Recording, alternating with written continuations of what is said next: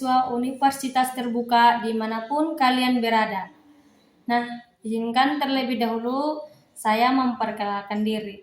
Perkenalkan, nama saya Hotnolis Tumorang dengan nomor NIM 860-660-839. Prodi Pendidikan Guru Sekolah Dasar. Makul yang saya bawakan yaitu filsafat ilmu. Nah, di video kali ini saya akan membuat 2-5 menit hasil presentasi.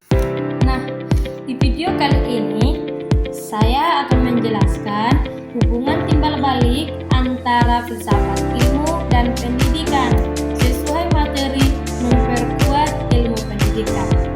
Poin yang pertama adalah peran filsafat ilmu untuk pendidikan.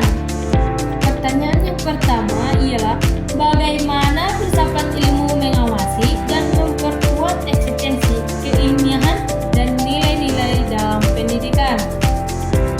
Filsafat ilmu bertindak sebagai 3 dasar. Yang pertama, eksistensi lewat ontologi.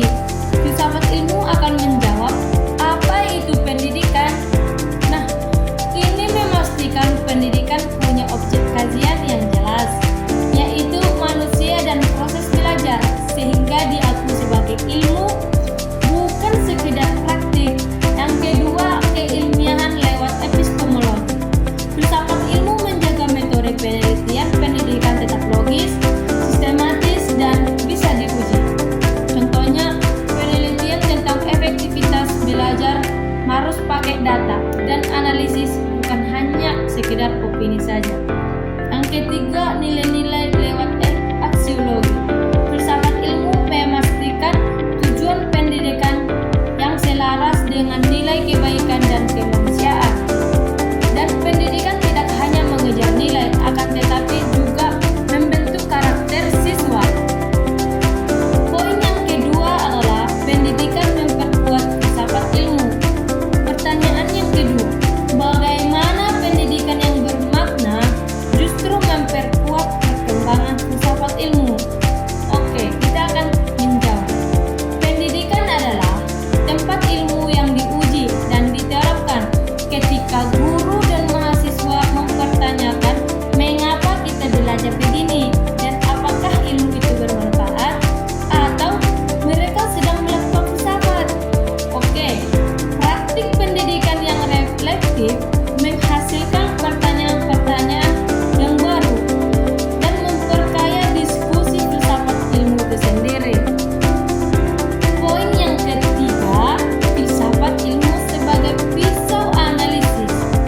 Nah, mengapa filsafat ilmu disebut sebagai pisau analisis dalam membedah persoalan pendidikan?